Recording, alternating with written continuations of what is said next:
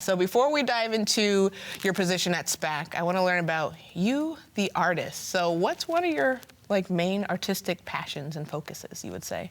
Probably my main is music, and just in general. It's a broad, obviously, answer, but specifically classical music, and that's a lot of my background. I was a professional trumpet player for many years and studied classical music as a performer.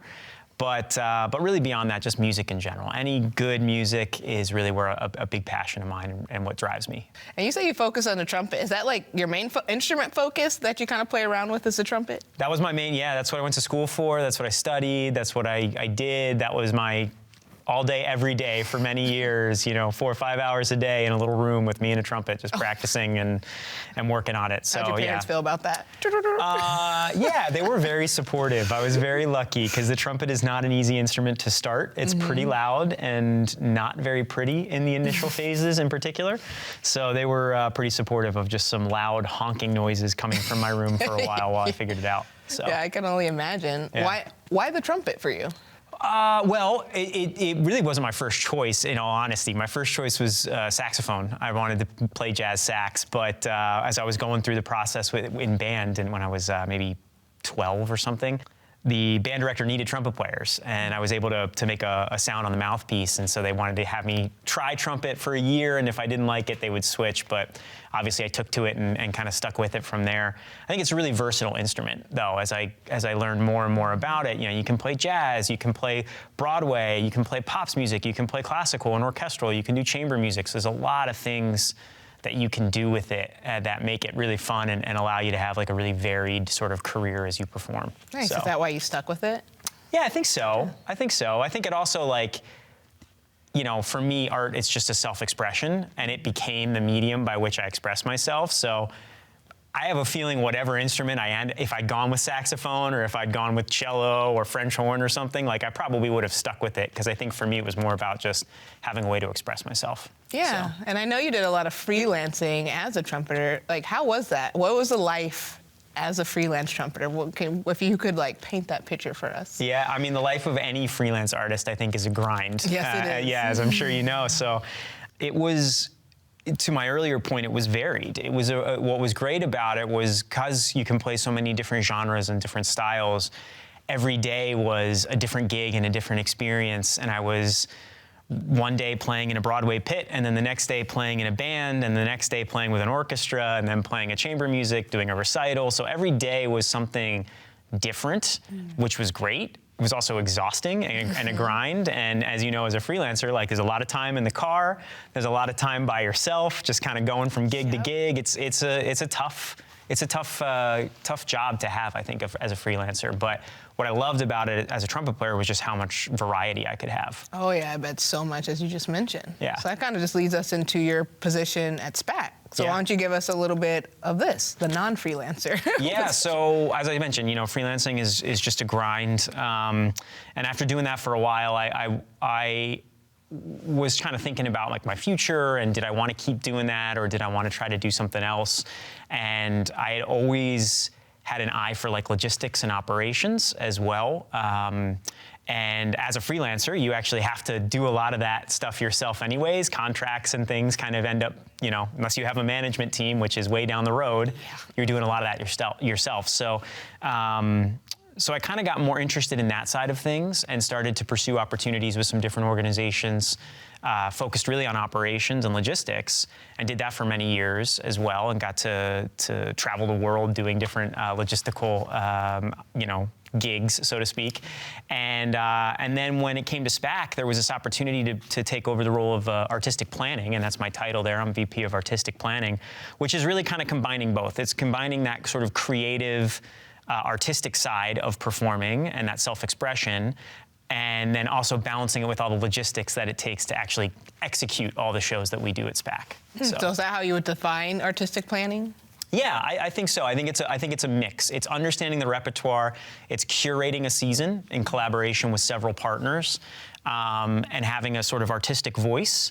But then also, once that side of it is done, sitting down and going, okay, now how are we going to actually do all of this? Wow. Yeah, big position there. Yeah, it's a lot. So, in your opinion, what makes a great artistic planner? I think you have to, first of all, you have to be able to manage just a lot of details and really think in a broad picture. I think that's important. You know, you've got to think about, from the curating side, you've got to think about a whole season, not just one show, but how that show impacts the next show and the next show and the next show. So I think that's an important component of the job. I think you also work closely with a lot of different people. I work with a lot of different, be it musicians, artists, administrators from the organizations that we work with, like Philadelphia Orchestra, New York City Ballet. You know, we have these great partners, and I have to work very closely with them. So I think a good artistic administrator and artistic planner has to sort of be able to hear everyone's concerns and hear everyone's viewpoints and kind of balance those and work towards the result that in the end is best for SPAC and best for Saratoga. So it's a bit of a balancing act, and I think that's a big part of the job. Yeah, I can see that. Yeah. 100%. You're basically curating the whole energy and connection piece of these concerts, performances, and programs, correct? Yeah, I mean, we're really trying to think at SPAC with our partners, as I just mentioned, at the ballet and the orchestra and chamber music. We're really trying to think about what is the arc of their season when they come. We're fortunate to have these great companies every summer, and we really want each summer to feel unique. And so we think about what's it like when they arrive and the excitement there, and how do they start their residency, and how does it sort of arc to the end of their residency when they're finished and leaving, and how do we end in a way that feels like we've kind of bookended the season, but also leave with some excitement and get people excited to want to come back again next year. So how do you build that excitement and build that uniqueness? There's a lot of different ways that we do it. I mean, we do it through the repertoire, obviously, through the soloists that we bring to the stage, through presenting classic works that people know and love and are excited to see, presenting new works that people maybe are completely unfamiliar with, but get to experience something they've never thought imaginable before. So there's like a lot of ways that we try to generate excitement in the season, and I think variety is key in that process. You know, you want to make sure that you try to have something for everybody. That's one of our sort of slogans behind the scenes at SPAC, that we really want somebody and everybody to find something for themselves on the season. And that's hard to do because there's a lot of people and a lot of different feelings and opinions out there. But we really try to make sure we cast a wide net with our programming and what we're bringing. Yeah, and New York is such a artistic and culturally diverse area too. So I know that can be a challenge, but you guys are really hitting the nail on the head with it though. Yeah, thank you. Well, it's an ongoing process for sure. I want to talk about, was it Spa Little Theater? Is that what it's called? Give us some background on that, and I want to know the type of programming and events you guys have coming up. Yeah, it's been, that's a relatively new space to us at SPAC, and I think, you know, a lot of people hear SPAC and they think the amphitheater, and that's the, you know, amazing space and a huge space, and obviously we do a lot of great programming there, but it's also a limiting space because it's so big, right? You have over 5,000 seats, a capacity of over 20,000 people at the amphitheater. You have to have huge shows to do events in that space. And there's a lot of great artists out there with really unique viewpoints and really interesting things to say who maybe don't have shows or productions that fit in a stage that is 90 feet wide, you know? Yeah, 5,000 seats, and 5,000 seats. And so a couple of years ago, we were given the opportunity to start to program the Spa Little Theater, which is a 500-seat venue. It's a great acoustic. It's a really intimate space. And it's great. It's 500 seats, but it feels like it's about 200 seats. So it's got this really great energy in there. And it's given us the opportunity at SPAC to bring a lot of artists to the region who haven't been here before and who have something unique to share, and artists that we've had our eye on for a long time, but we've been unable to bring because we were kind of limited by just the vastness of the amphitheater. So to now have those two spaces kind of running in tandem is just a great opportunity, and it means SPAC really is a year-round performing arts center now. We don't get any time off anymore. Oh, wow. Yeah, we start, the Spa Little Theater is kind of October to May, and then summer is May to September, and maybe there's 3 weeks in September, and then we start all over again. Busy, so busy. It is busy, but it's exciting to also be able to connect with the community year-round now and not feel like we just kind of go away for 9 months a year like it was in the summer. Bring people in, create access. Yeah. And so what type of future programming and events is the Spa Little Theater going to have? And back as well, just overall? What are some things that people should look forward to? Yeah, well, we've got a great spring season starting in March in the Spa Little Theater, and we are presenting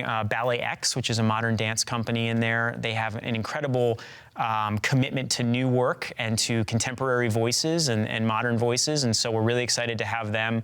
They are just a phenomenal company, and I think are going to blow people away. Dance in that space is really amazing just because it is so intimate. We have Chamber Music Society of Lincoln Center. They've been our partner for a long time, and we've now gone to a year-round format with them since we now have the Spa Little Theater, which has been fantastic.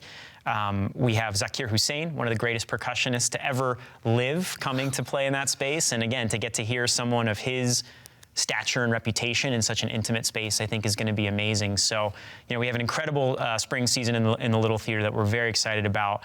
And then we have our summer season with New York City Ballet, Philadelphia Orchestra, all those programs.